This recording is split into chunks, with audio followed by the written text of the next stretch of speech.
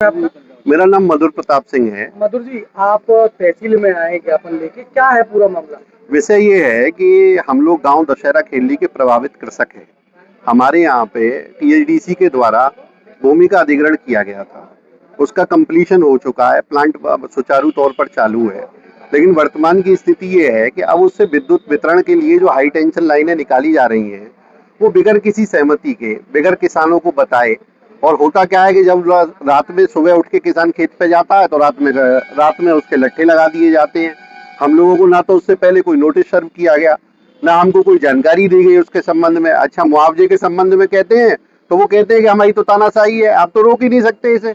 तो इस विषय पे गांव समाज ने एक पंचायत की, और ये जो इस प्रकार का कुकृत्य जो है और जो कंपनी के लोगों के द्वारा किया जा रहा है, उसके विरोध में सभी लोग यहाँ आज एसडीएम मैडम के समक्ष उपस्थित हुए हैं। इसके संबंध में मैं आपको अवगत करा दूं कि विषय इस प्रकार से है कि जो हाई टेंशन लाइनों के लिए जो मुआवजे का प्रावधान है, उस प्रावधान में अभी भारत सरकार ने नई गाइडलाइन जारी की है। ये लोग इंडियन टेलीग्राफ एक्ट के माध्यम से मुआवजा देना चाहते हैं, जबकि नियम ये है कि 2025 की गाइडलाइन है। मैं आज गाइडलाइन लेके भी आप लोगों के समक्ष उपस्थित हूँ। इस गाइडलाइन के अनुसार क्या है कि केवल इन लोगों के द्वारा जो मुआवजा दिया जाता है वर्तमान में, जो पिलर ये गाड़ते हैं उसका मुआवजा दिया जाता है। जबकि नियम इस प्रकार का है कि जो राइट ऑफ वे है, आरओडब्ल्यू जो है इनका, जिस पे से तार जाते हैं कि किसान की खेतों पे से तार जा रहे हैं, तो आरओडब्ल्यू का भी मुआवजा उसमें सुनिश्चित किया गया है। ना तो अभी तक किसी भी किसान को 1 रुपए का मुआवजा दिया गया है। लाइन इन्होंने पूरी कर ली, लाइनों से विद्युत वितरण शुरू कर दिया इन्होंने। अब हम लोगों के पास क्या चाह रहा है, हम लोग जाके कहाँ पे अपनी गुहार लगाएं इस संबंध में। अच्छा, एक नया विषय इस प्रकार से है कि पहले जो लाइनें हैं वो तो लाइनें हो ही चुकी हैं। अब वर्तमान की जो लाइनें हैं उनका जो सर्वे हो गांव की आबादी में और गांव की आबादी के पास है। जब सरकार ने नियम बना रखा है कि भाई हाई टेंशन लाइनों की एक निश्चित दूरी के बाद में भाई गांव की आबादी से दूर रखी जाएंगी, तो फिर आबादी के ऊपर और आबादी के पास में लाइन रखने का क्या विषय है? अच्छा, वितरण का काम जो है वो टीएचडीसी को देखना है, उत्तर प्रदेश विद्युत निगम को देखना है, ये किसान को तो देखना नहीं है। और अगर हम लोग विकास के विरोध में थोड़ी है, हमारा नियम, हम कहते हैं कि भाई विकास कीजिए आप, लेकिन क्या उसके लिए विनाश हमारा ही होगा? क्या इसके लिए हम ही लोग उत्तरदायी हैं, या सब गर्दन हमारी किसानों की काटी जाएगी?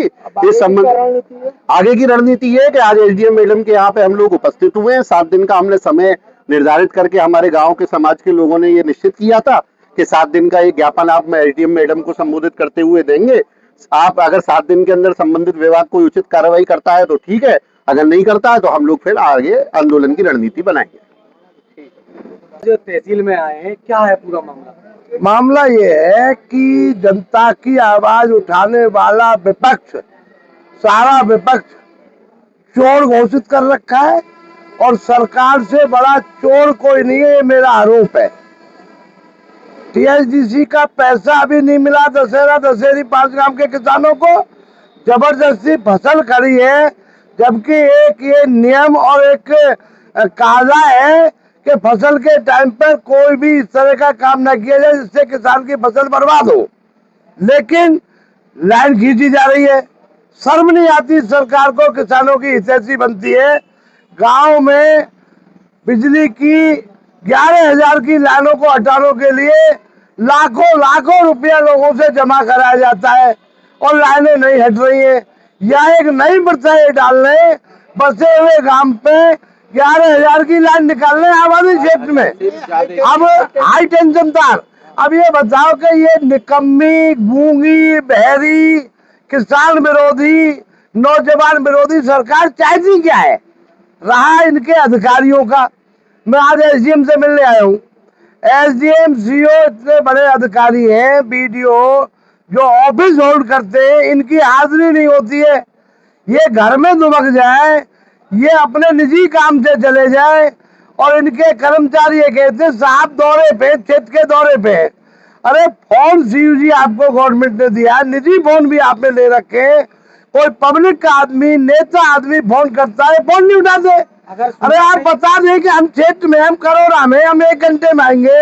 ये हमारे पब्लिक सर्वेंट है, हमारे पब्लिक के बाप बने हुए, इससे निकम्मी सरकार आ नहीं सकती। अगर आपकी सुनवाई नहीं होती है जैसे विद्युतीकरण को लेकर के, तो क्या करेंगे आगे? यदि विद्युतीकरण की सुनवाई नहीं होती है किसानों की, और किसान धरना आयोजित करेंगे तो हमारा पूरा समर्थन हाजिरी इनके साथ रहेगी।